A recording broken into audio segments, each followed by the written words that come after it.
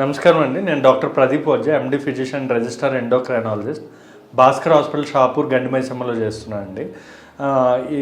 చాలామంది నాకు ఈ మధ్య రిపీటెడ్గా వస్తున్న పేషెంట్స్ అడుగుతున్న క్వశ్చన్ ఏంటంటే, సార్ మేము వెజ్ తీసుకోవడం బెస్టా, నాన్ వెజ్ తీసుకోవడం బెస్టా? ఈ మధ్య నాన్ వెజ్లో చాలామంది ఇవి వస్తున్నాయి కదా, లైక్ ఈ చికెన్ బ్రాయిలర్ కోడ్లో కెమికల్స్ కలుపుతున్నారని, లేదా ఇంజెక్షన్స్ ద్వారా పెరుగుతున్నాయి కదా, దానివల్ల ఏమైనా ప్రాబ్లమ్స్ ఉంటాయని అడుగుతున్నారండి. సో నేను బోత్ ఇప్పుడు veg, non veg advantages, disadvantages రెండు డిస్కస్ చేద్దాము. అసలు ఈ డైట్ ప్లాన్లో ఇవి ఎలా తీసుకోవాలనేది కూడా మనం డిస్కస్ చేద్దామండి.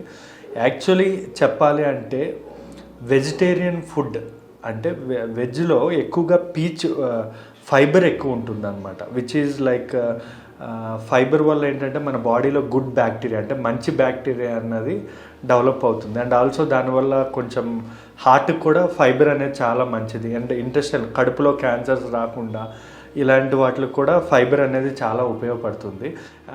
అండ్ ఇప్పుడు నాన్ వెజ్ తీసుకుంటే నాన్ వెజ్లో ఎక్కువగా protein, calcium, omega 3 fatty acids కానీ లేదా ఐరన్ కానీ ఇవన్నీ ఎక్కువ ఉంటాయి నాన్ వెజ్లో. కాకపోతే నాన్ వెజ్ ఎక్కువగా అంటే మితిమీరి అంటే తీసుకోవాల్సిన దానికంటే ఎక్కువగా తీసుకోవడం వల్ల కొన్ని టైప్ ఆఫ్ హార్ట్ డిసీజెస్ కానీ, కిడ్నీ డిసీజ్ కానీ, లేదా కోలన్ క్యాన్సర్స్ అంటే రోజు తీసుకోవడం వల్ల మనకు కోలన్ క్యాన్సర్స్ అంటే అదే పొట్టలో ప్రేగుల్లో క్యాన్సర్స్ రావడం, లేదా డయాబెటీస్ రావడం, ఇలాంటివన్నీ ఎక్కువగా వచ్చే అవకాశాలు ఉంటాయండి. నాన్ వెజ్లో చికెన్ ఉంది. చికెన్ కొంతమంది అన్హైజీనిక్గా ఇప్పుడు మనకి తయారు చేయడం వల్ల ఏమవుతుంది, లైక్ ఇంజెక్షన్స్ ఇచ్చి చేయడం వల్ల దీనివల్ల కొంతమంది చాలామందికి గ్యాస్ట్రిక్ ప్రాబ్లమ్స్, కాన్స్టిపేషన్ ప్రాబ్లం, లేదా మోషన్స్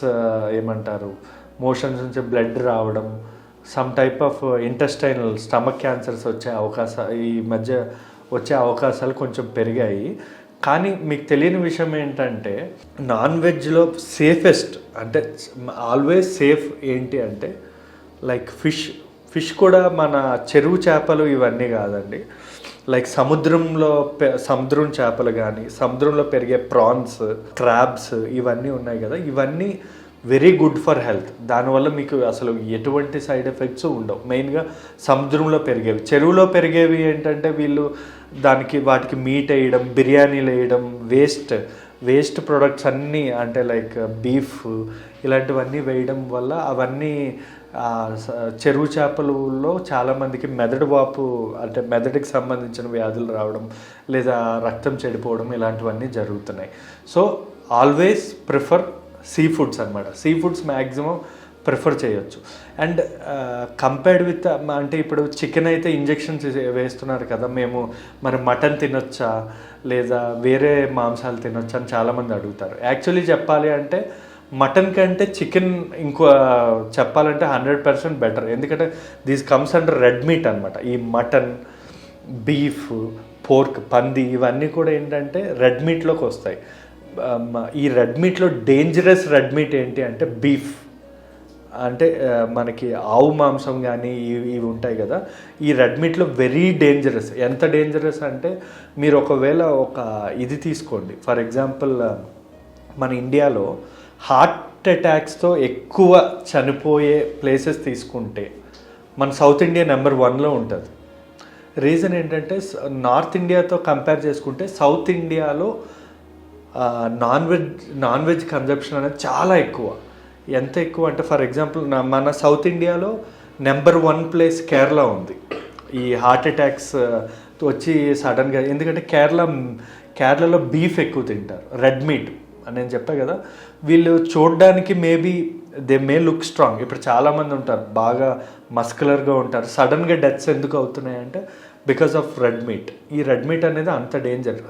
రెడ్ మీట్లో very very dangerous beef.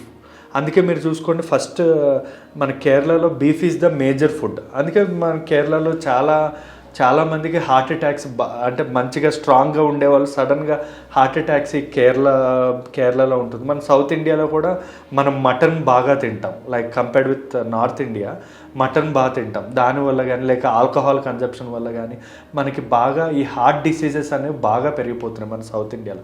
So 100% నేను చెప్పేది ఏంటంటే రెడ్ మీట్ అయితే 100% మీరు అవాయిడ్ చేయాల్సిందే. చూడడానికి మీరు ఎంత స్ట్రాంగ్ అయినా అవ్వచ్చు.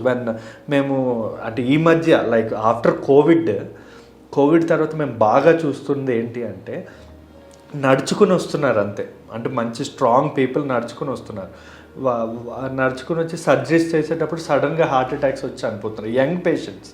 ఎందుకు అంటే because of their red meat consumption, triglycerides, లోపల హార్ట్లో కొలెస్ట్రాల్ పెరిగి సడన్గా చనిపోతున్నారు అనమాట. మేము ఆ టైంలో రిట్రైవ్ చేయడం ఏమీ అవ్వట్లేదు. So I always say avoid red meat. అంటే పంది మెయిన్గా నేను బీఫ్, మన ఇండియాలో ఎక్కువగా బీఫ్ అనేది కొంచెం తక్కువే, బట్ కొన్ని స్టేట్స్లో తింటారు. బీఫ్ ఇస్ ద మీరు చూసుకుంటే ఇట్స్ దానంత అంటే హై కొలెస్ట్రాల్ ఉన్న ఫుడ్ ఏది లేదండి. సో నాకు అడిగితే అసలు మాంసం ఎలా అని అడిగితే నేను చెప్పే ఒక్క సజెషన్ ఏంటంటే 80% వెజిటేరియన్, 20% నాన్ వెజ్ తీసుకునేటట్టు చూసుకోండి. అప్పుడు మనకి ఎటువంటి ప్రాబ్లం ఉండదు. అంటే లైక్ ఇప్పుడు మనం 7 డేస్లో 5 డేస్ వెజ్ తీసుకోండి, 2 డేస్ నాన్ వెజ్ తీసుకోండి. సో ఇట్ విల్ బ్యాలెన్స్ అనమాట. దానివల్ల మనకి ఇప్పుడు ఐరన్, కావాల్సిన కాల్షియం అన్నీ వస్తాయి. బ్యాలెన్స్ కూడా మనకి ఫుడ్ బ్యాలెన్స్ కూడా అవుతుంది. ఈకో సిస్టమ్ కూడా మంచిగా బ్యాలెన్స్ అవుతుంది. మనకి పొట్ట క్యాన్సర్స్ కానీ, హార్ట్ డిసీజెస్ కానీ, లేదా కిడ్నీ ఫెయిల్యూర్స్ కానీ ఇవన్నీ కూడా తగ్గుతాయి. Thank you.